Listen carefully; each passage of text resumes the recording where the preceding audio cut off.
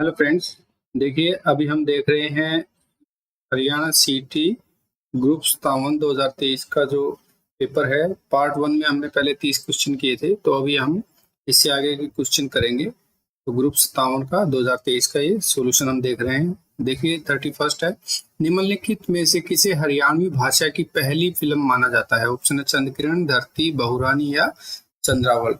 तो हरियाणवी भाषा की पहली फिल्म किसे माना जाता है? तो ये आपका ऑप्शन नंबर बी, धरती। ठीक है, नेक्स्ट देखेंगे हम 32वां क्वेश्चन। 32वां क्वेश्चन है आपका, क्षेत्रफल की दृष्टि से भारत दुनिया का कौन सा बड़ा देश है? ऑप्शन है 5वां या फिर 7वां, 8वां या 9वां। क्षेत्रफल की दृष्टि से भारत दुनिया का 7वां सबसे बड़ा देश है, तो ये आपका आंसर रहेगा।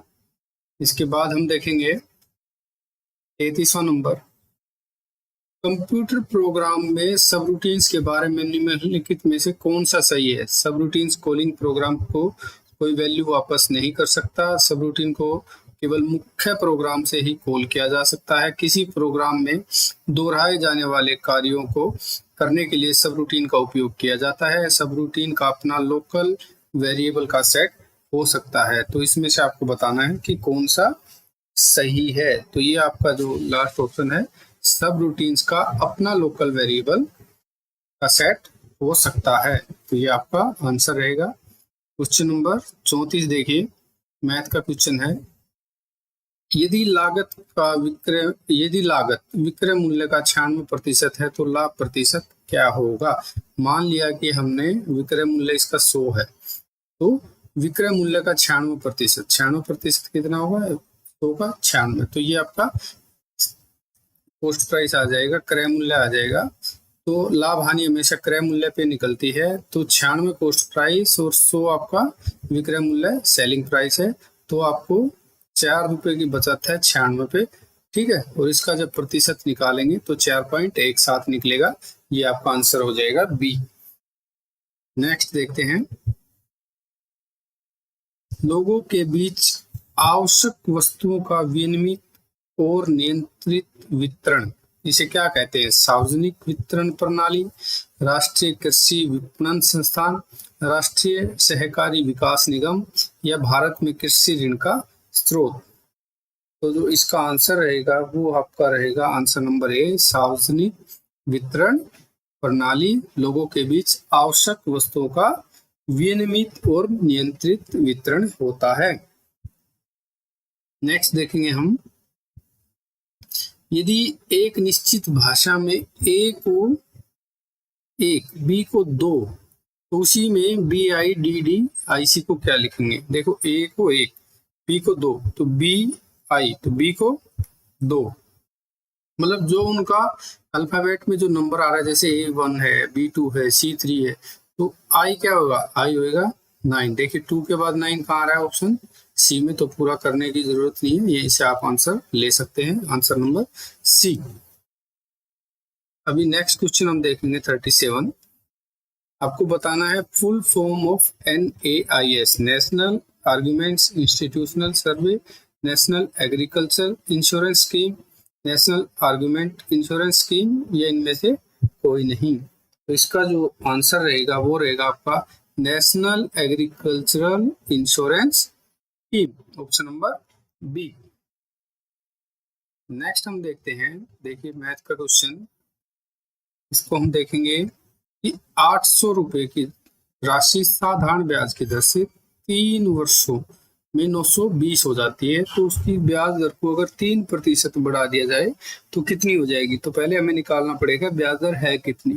देखिए 3 वर्षों में 920 हो जाती है, 800 से बढ़ के 920, मतलब 3 वर्षों में ये 120 रुपये बढ़ रही है, और साधारण ब्याज हमेशा एक रूप से बढ़ता है, तो हर साल 40 रुपये बढ़ रही है, 40, फिर दूसरे साल 40, फिर तीसरे साल 40, ऐसे 120 रुपये 3 साल में बढ़ रही है। और बढ़ कितने पे रही है? 800 पे, तो 40 रुपये बढ़ रही है 800 पे, तो यहाँ से प्रतिशत निकाल लेंगे तो 5% आएगा।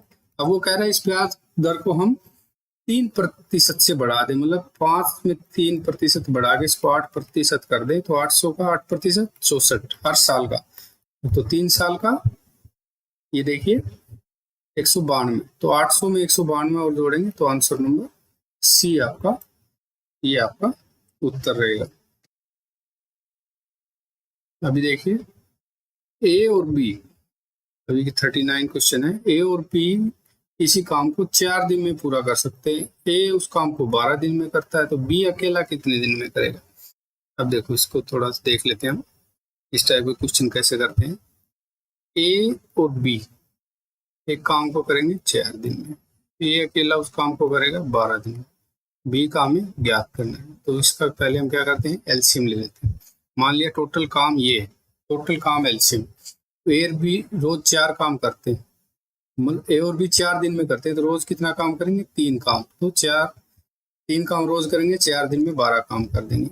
बी का हमें निकालना, ए 12 दिन लेता है तो रोज 1 काम करता है, बी का निकालना, तो ए प्लस बी बराबर है आपका, ये 3 काम रोज करते हैं, तो ए कितना करता है, 1, तो यहाँ पे 1 वैल्यू रखेंगे, तो बी रोज करता है 2 काम, टोटल काम कितना है 12, 12/2, 6 दिन में वो सारा काम कर लेगा। ऑप्शन नंबर डी आपका आंसर रहेगा। कोई डाउट है तो कमेंट सेक्शन में पूछ सकते हैं। आकांक्षी जिलों का परिवर्तन कार्यक्रम की घोषणा किसके द्वारा की गई थी। नीति आयोग, प्रधानमंत्री योजना, अटल पेंशन योजना, या इनमें से कोई नहीं। तो इसका जो आंसर रहेगा वो आपका रहेगा नीति आयोग द्वारा आकांक्षी जिलों का परिवर्तन कार्यक्रम की घोषणा की गई थी। नेक्स्ट देखेंगे, एक साइकिल सवार 2 मिनट 30 सेकंड में, यहाँ पे देखिए 2 मिनट 30 सेकंड में 750 मीटर की दूरी तय करता है, तो उसकी गति किलोमीटर प्रति घंटा में, पहले यहाँ मीटर में है तो हम इसको मीटर पर सेकंड में निकालेंगे, तो मीटर पर सेकंड, 2 मिनट 30 सेकंड में कितने सेकंड, 150, तो 15×5 = 75, मतलब 5 मीटर पर सेकंड। अब इसको बदल दो आप किलोमीटर प्रति घंटा में, तो करेंगे क्या हम, 18/5 से गुणा, तो 18 किलोमीटर प्रति घंटा, ऑप्शन नंबर ए। नेक्स्ट देखिए, यदि डी को 4 लिख दें, रीजनिंग का आपका क्वेश्चन है, डी को 4 लिख दें, कवर को 63, तो बेसिस को क्या लिखेंगे। देखो डी चौथा अक्षर है अल्फाबेट में, तो उसको 4 लिखा। इसी तरह कवर का आप जोड़ देखिए, सी तीसरा है, ओ 15 है, वी 22 है, ई 5 है, आर 18, इनको जोड़ेंगे तो 63 आएगा। ऐसे ही बेसिस में आप देखेंगे, बी दूसरा है, ए पहला है, एस 19वां, आई 9वां और एस 19वां। तो जब हम इनको जोड़ेंगे तो हमारा जो आंसर आएगा, देखिए 2 और 1 3, 19 और 3 22, 31 और 19 50, तो ऑप्शन नंबर बी आपका आंसर रहेगा। नेक्स्ट देख लेते हैं 43, full form of IMRB। IMRB की full form, Indian market research bureau, international market research bureau, Indian market rural business, या नन ऑफ दीज। तो इसका जो आंसर रहेगा वो आपका रहेगा option number A, Indian market research bureau IMRB का फुल फॉर्म है। नेक्स्ट देखेंगे, हरियाणा के, ये देखिए हरियाणा के हिसार हवाई अड्डे को औपचारिक रूप से कब अंतरराष्ट्रीय हवाई अड्डे के रूप में जाना जाता है। किस अंतरराष्ट्रीय हवाई अड्डे के रूप में जाना जाता है। दयाराम, महाराजा अग्रसेन, भगत सिंह, या पंडित नेकीराम। तो इसमें से इसका जो नाम है वो आपको बताना है। तो इसको जाना जाता है महाराजा अग्रसेन अंतरराष्ट्रीय हवाई अड्डे के रूप में। नेक्स्ट देखिए क्वेश्चन नंबर 45, विश्व का सबसे बड़ा डेल्टा डैश है। मिसिसिपी, गंगा, सुंदरबन, या नील। तो विश्व का जो सबसे बड़ा डेल्टा है वो हमें पता है, वो है सुंदरबन का डेल्टा। नेक्स्ट देखेंगे, रीजनिंग का क्वेश्चन है, ये देखिए, एक्स ने वाई का परिचय देते हुए कहा कि वह मेरे पिता की पोती का पति है। तो अब देखो एक्स ने कहा है वाई के बारे में, तो वो पिता का पिता कौन हो गए? दादा की पोती। ठीक है, तो ये रिलेशन वापस वहीं पे आ गया। तो इसकी बहन रहेगी वो, तो उसका पति ये वाई है, तो ये इसका रिलेशन होगा वाई का एक्स से। तो यहाँ से इस तरह से रिलेशन देखना है, तो ये इसका बहनोई होगा। नेक्स्ट देखिए, 30 और 50 के बीच सभी अभाज्य संख्याओं का औसत ज्ञात कीजिए। तो क्या करेंगे, सभी संख्याओं को लेंगे जोड़ के, और उनकी जो टोटल संख्याएं हैं वो कितनी है गिनती में, उनसे डिवाइड कर देंगे। अब 30 और 50 के बीच में अभाज्य संख्याएं कौन कौन सी हैं देख लेते हैं। तो 30 के बाद 31 है, ठीक है, फिर आपके पास 37 है, 41 है, 43 है और 47 है। टोटल 5 है। 7 और 9 3 12 7 19 हासिल 1 4 3 7 4 11 4 15 और 4 19। तो ये टोटल 199 है। औसत निकालना है तो 5 से भाग करेंगे, तो आपका आंसर रहेगा ये 39.8। आसानी से कर सकते हैं इस तरह के क्वेश्चन। अब देखिए क्वेश्चन नंबर 48। हरियाणा का एकमात्र कार्यक्रम निर्माण केंद्र दूरदर्शन केंद्र किस स्थान पर स्थित है? आपके जो ऑप्शन है वो है हिसार, गुरुग्राम, अम्बाला या यमुनानगर। तो ये आसान क्वेश्चन है। हिसार में ये आपका दूरदर्शन केंद्र स्थित है। 49 देख लेते हैं।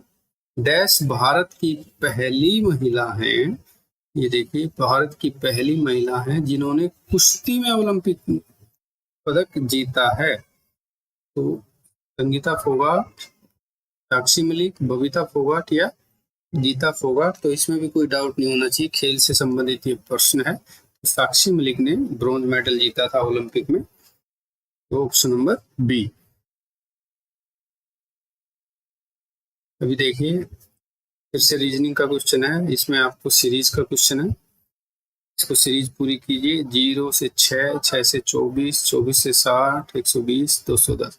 अब देखिए 0 से, यहाँ से हम थोड़ा देख लेते हैं इसको। 0 से 6, 24, 60, 120 और 210। यहाँ पे अंतर देखिए 6 का, यहाँ 18 का, यहाँ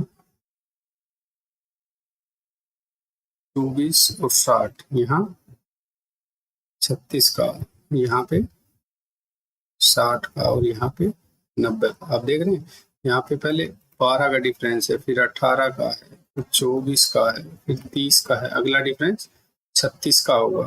तो 90 और 37 126। तो 210 लास्ट संख्या है, तो इसमें 126 जोड़ेंगे तो आपका जो आंसर रहेगा वो 336 रहेगा। Option number D. नेक्स्ट देखते हैं 51। 51 जो आपका है कि बालू का जमाव जिसके परिणाम स्वरूप तट के पास समुद्र में एक लंबा संकरा तटबंध बन जाता है, डैश कहलाता है? बीच, लगून, सैंडबार या लेटिट्यूड। तो इसको हम कहते हैं sandbar. Option number C. Next देखिए क्वेश्चन नंबर 52। प्रसिद्ध हस्तियों में से किसे अक्सर हरियाणा के गांधी के रूप में जाना जाता है? तो हरियाणा के गांधी के रूप में किसे जाना जाता है? ये है आपका बाबू मूलचंद जैन को हरियाणा के गांधी के रूप में जाना जाता है। नेक्स्ट देखिए कंप्यूटर आर्किटेक्चर में इंस्ट्रक्शन कोड क्या है? तो जो इंस्ट्रक्शन कोड है वो आपको बताना है कि ये क्या है। ये होता है सेंट्रल प्रोसेसिंग यूनिट द्वारा किए गए ऑपरेशन को दर्शाने के लिए जो कोड प्रयोग किया जाता है वो आपका इंस्ट्रक्शन कोड होता है। Option number C. नेक्स्ट देखेंगे 54। इनका आपको बताना है महत्तम समापवर्तक HCF। तो HCF के लिए हम देख लेते हैं 108, 288। पहले इनको देख लेते हैं हम। 108 गुना 2, 216। तो ये देखिए 72। अब 108 को यहाँ ले लेंगे, 72 1 2, इसमें 72 36, फिर यहाँ 72 36 दूनी 72, तो यहाँ इन दोनों का जो HCF वो 36 आया। अब देखेंगे 36 गुना 10 कितना होता है 360, तो यहाँ भी ये चलेगा, तो इसका मतलब इसका जो आंसर रहेगा वो ऑप्शन नंबर ए रहेगा 36। नेक्स्ट देख लेते हैं 55। पृथ्वी का सबसे बाहरी ठोस आवरण या ढांचे को डैश कहा जाता है, तो आग्रे, सीमा, अर्थ क्रस्ट या कियाल। तो outermost solid cover of earth is known as, ये आपका earth crust, option number C. Next देखते हैं 56। ये है आपका फसल बीमा की दो सामान्य श्रेणियों को डैश कहा जाता है, तो ये आपका फसल उपज बीमा और फसल राजस्व बीमा, फसल मूल्य बीमा, फसल राजस्व बीमा, फसल मूल्य बीमा, फसल बीमा। ये उपयुक्त में से कोई नहीं, तो इनका जो आंसर रहेगा फसल उपज बीमा और फसल राजस्व बीमा, ऑप्शन नंबर ए। देखते हैं 57। Which of the following is true about passing an array to a function in C? Only the last element of array is passed to function. The entire array is passed to the function by value. The entire array is passed to the function by reference. Only the first element of the array is passed to the function. हमने पहले भी देखा है C के बारे में, जो है ये इससे संबंधित क्वेश्चन पहले भी आया है, तो आप लैंग्वेज C के बारे में थोड़ा पढ़ लेना। तो इसका जो आंसर रहेगा वो रहेगा the entire array is pass to the function by reference, answer number C. थोड़ा बेसिक इसके बारे में पढ़ के जाना, 2 क्वेश्चन आ चुके हैं इससे। अब देखिए 58। एस सबसे महत्वपूर्ण और व्यापक श्रेणी है, इसमें 40% भूमि क्षेत्र शामिल है। वास्तव में पूरा उत्तरी मैदान इन्हीं मिट्टी से बना है, तो उत्तरी मैदान में कौन सी मिट्टी है ज्यादातर, यही हमें बताना है। जलोढ़, लाल, काली या लेटराइट मिट्टी, इनमें से कौन सी है? तो इसका जो है उत्तरी मैदान में ज्यादातर जलोढ़ मिट्टी है। नेक्स्ट हम देखेंगे निम्नलिखित में से कौन सा आरेख हाथियों, भेड़ियों, जानवरों का सही प्रतिनिधित्व करता है। रीजनिंग का एक क्वेश्चन है, हाथी, भेड़िए और जानवर। अब देखिए जानवर हैं, हाथी भी जानवर हैं और भेड़िए भी जानवर हैं, लेकिन दोनों कॉमन नहीं है। ये देखिए ऑप्शन नंबर सी आपका आंसर रहेगा।